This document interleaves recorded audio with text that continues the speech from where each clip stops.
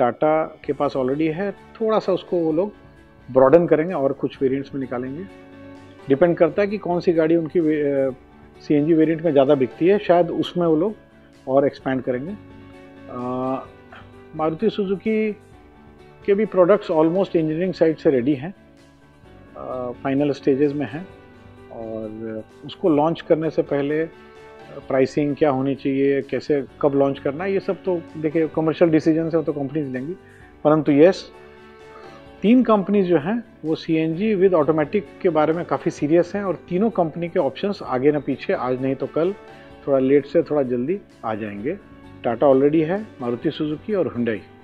ये इन्फॉर्मेशन मेरे पास है कि बहुत जल्दी ये 3 मैन्युफैक्चरर्स अपने पोर्टफोलियो में, टाटा थोड़ा एक्सपैंड करेगी पोर्टफोलियो को, मारुति लाएगी और हुंडई भी साथ साथ फॉलो करेगी।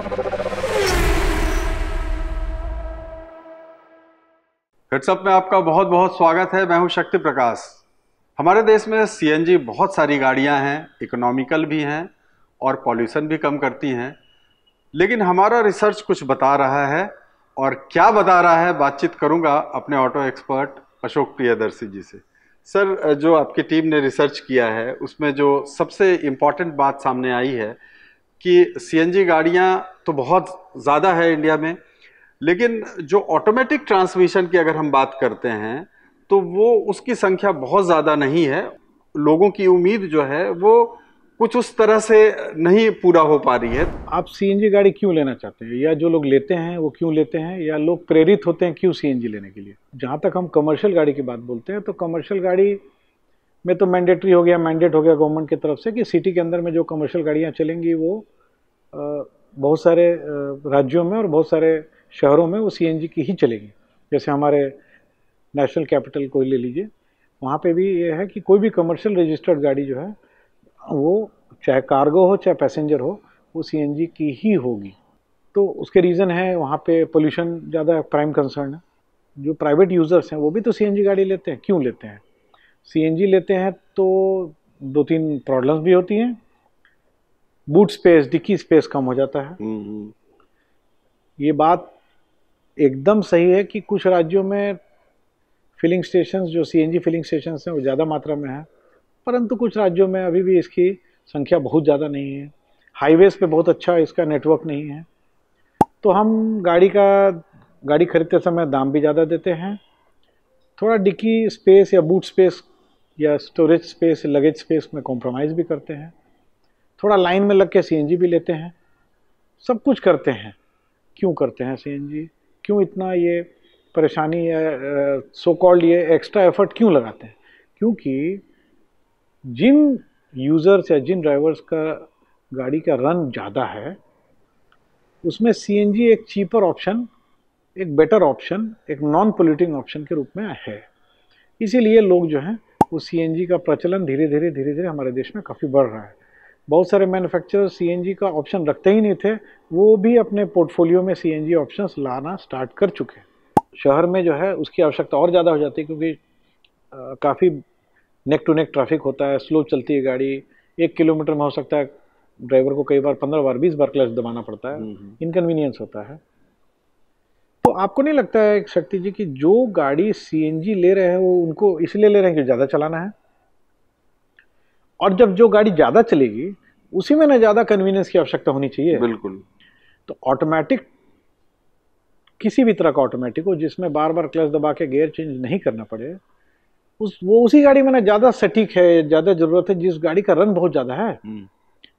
तो ये एक बड़ा मुझे गैप लगता था कि हमारे देश में ऐसा क्यों है कि सीएनजी गाड़ियों के साथ ऑटोमेटिक नहीं आता है। हमारा रिसर्च ये बताता है कि हमारे देश में ऑटोमेटिक ट्रांसमिशन या एजीएस या एएमटी या सीवीटी या डीसीटी या टॉर्क कन्वर्टर जो भी है, इसका acceptance compared to other countries, developing countries, थोड़ा स्लो है। उसके पीछे कुछ धारणाएं हैं। कुछ लोगों को लगता है कि मैंने तो काफ़ी दिनों से मैं मैनुअल चला रहा हूँ तो पता नहीं ऑटोमेटिक चला पाऊंगा कि नहीं, हालांकि एकदम गलत है। कुछ लोगों को लगता है कि उनको वो स्पोर्टीनेस नहीं मिलेगी, पेपीनेस नहीं मिलेगी, एक्सेलरेशन नहीं मिलेगा, ये भी अब गलत है। फिर कुछ लोगों को लगता है कि दाम ज़्यादा है, मेंटेनेंस कॉस्ट ज़्यादा है, रिपेयर कॉस्ट ज़्यादा है। तो दाम तो थोड़ा ज़्यादा होता है, परंतु इसमें जो AGS और AMT टेक्नोलॉजी है, इसमें मूल्य वृद्धि ज़्यादा नहीं होती है, compare to other automatic transmissions काफ़ी कम होती है। तो मुझे लगता था कि जो गाड़ी ज़्यादा चलनी है, खूब चलनी है, आप एक देखिए जितने भी आपके कैब ड्राइवर्स हैं वो अमूमन 8 से 10 घंटे गाड़ी चलाते हैं, और मेजॉरिटी जो है वो CNG है। तो मैं कई बार कैब वालों से भी मैं डिस्कस करता हूँ, तो मुझे बड़ा ये विषय कभी कभी इंट्रिग करता है। इसी में सबसे ज़्यादा आवश्यकता है और इसी में ऑप्शन नहीं है। तो मैंने कुछ मैन्युफैक्चरर्स के साथ डिस्कस भी किया था ये, तो कुछ इन्फॉर्मेशन निकल के सामने आई।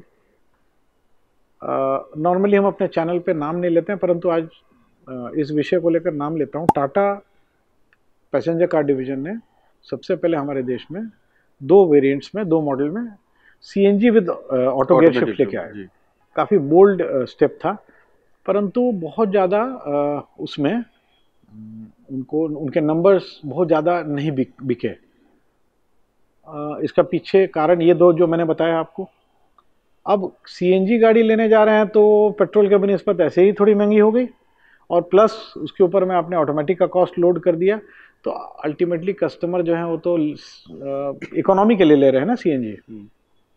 तो उनको, कंपनीज को लगता है कि गाड़ी और एक्सपेंसिव हो जाएगी विद CNG विद ऑटोमेटिक, तो पता नहीं कोई लेगा कि नहीं लेगा।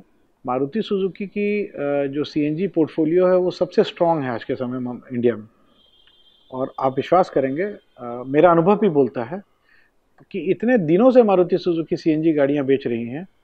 तो मैं नहीं बोलता हूं कि दूसरे ब्रांड की गाड़ियों में प्रॉब्लम्स हैं, परंतु मारुति सुजुकी इतने दिन से ये गाड़ियां बेच रही हैं कि इनकी टेक्नोलॉजी ना एक बहुत नेक्स्ट लेवल पे जा करके ग्रेजुएट कर चुकी है।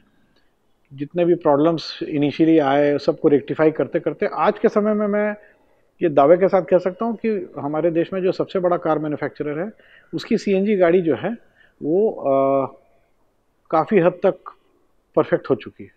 CNG गाड़ी में कोई तरह की परेशानी नहीं है। तो सबसे नेचुरल है कि उनको आना चाहिए, और मैं ये बात बड़े खुशी के साथ बोल सकता हूँ कि उन्होंने भी ये निर्णय लिया है, जो मैं आपको, हालांकि ये आधिकारिक स्टेटमेंट नहीं है, परंतु मैं आपको अपने इन्फॉर्मेशन से बता रहा हूँ कि मारुति सुजुकी की भी CNG रेंज में कुछ वेरिएंट्स में ऑटो गियर शिफ्ट आने वाला है। तो सर ये तो जो आप रिसर्च कर बता रहे हैं, और 2025 में जो CNG ऑटोमेटिक ट्रांसमिशन की गाड़ियां आने वाली हैं, तो इसमें मारुति सुजुकी लॉन्च करने वाली है। इसके अलावा मेरे पास जो इन्फॉर्मेशन है वो टाटा है, टाटा कुछ पोर्टफोलियो को बढ़ाने वाली है जी। अगेन ये मेरा नॉलेज है, मेरी इन्फॉर्मेशन है, इसको मैं कहीं से ऑफिशियली नहीं बोल सकता हूँ, बट जो मेरे पास इन्फॉर्मेशन है, जो मैं बात करके जो लोगों से समझता हूँ, टाटा के पास ऑलरेडी है। थोड़ा सा उसको वो लोग ब्रॉडन करेंगे और कुछ वेरिएंट्स में निकालेंगे। डिपेंड करता है कि कौन सी गाड़ी उनकी CNG वेरिएंट में ज़्यादा बिकती है, शायद उसमें वो लोग और एक्सपैंड करेंगे। मारुति सुजुकी के भी प्रोडक्ट्स ऑलमोस्ट इंजीनियरिंग साइड से रेडी हैं, फाइनल स्टेजेस में हैं, और उसको लॉन्च करने से पहले प्राइसिंग क्या होनी चाहिए, कैसे कब लॉन्च करना है, ये सब तो देखिए कमर्शियल डिसीजन है, तो कंपनीज लेंगी। परंतु यस, 3 कंपनीज जो हैं वो CNG विद ऑटोमेटिक के बारे में काफ़ी सीरियस हैं, और तीनों कंपनी के ऑप्शंस आगे न पीछे, आज नहीं तो कल, थोड़ा लेट से थोड़ा जल्दी आ जाएंगे। टाटा ऑलरेडी है, मारुति सुजुकी और हुंडई। टाटा को फर्स्ट मूवर एडवांटेज जरूर है, परंतु टाटा की CNG गाड़ी मारुति जितनी पॉपुलर नहीं है, तो मारुति के पास एक ऑलरेडी एक एज है दूसरे मैन्युफैक्चरर्स के। तो ये 3 मैन्युफैक्चरर की जहाँ तक मुझे जानकारी है, और भी हो सकते हैं, मैं तो अपने जो हमारी बातचीत होती है सबसे, उसके आधार पे, जो कंपनी के सीनियर एग्जीक्यूटिव्स होते हैं उसके इन्फॉर्मेशन के आधार पे मैं बता रहा हूँ। हालांकि मैं आधिकारिक तौर पे मैं ये नहीं बोल सकता हूँ जी जी, परंतु ये इन्फॉर्मेशन मेरे पास है कि बहुत जल्दी ये 3 मैन्युफैक्चरर्स अपने पोर्टफोलियो में, टाटा थोड़ा एक्सपैंड करेगी पोर्टफोलियो को, मारुति लाएगी, और हुंडई भी साथ साथ फॉलो करेगी। जी अशोक जी, बहुत बहुत धन्यवाद। तो हेड्सअप ऑटो में हमारे दर्शकों ने पूछा था CNG ऑटोमेटिक गाड़ियां कब आने वाली है इस साल 2025 में, तो हमने जो बताया वो सोर्सेस यानी सूत्रों के हवाले से जो खबर है, बिल्कुल तैयार हो जाइए, और 3 कंपनियां सीएनजी गाड़ी ऑटोमेटिक ट्रांसमिशन के साथ लाने वाली है इस साल। हिट्सअप ऑटो को अगर अब तक आपने सब्सक्राइब नहीं किया तो जरूर से कर लें और हमारे फेसबुक और इंस्टाग्राम को भी फॉलो करें। दीजिए शक्ति प्रकाश को इजाजत। बहुत बहुत धन्यवाद।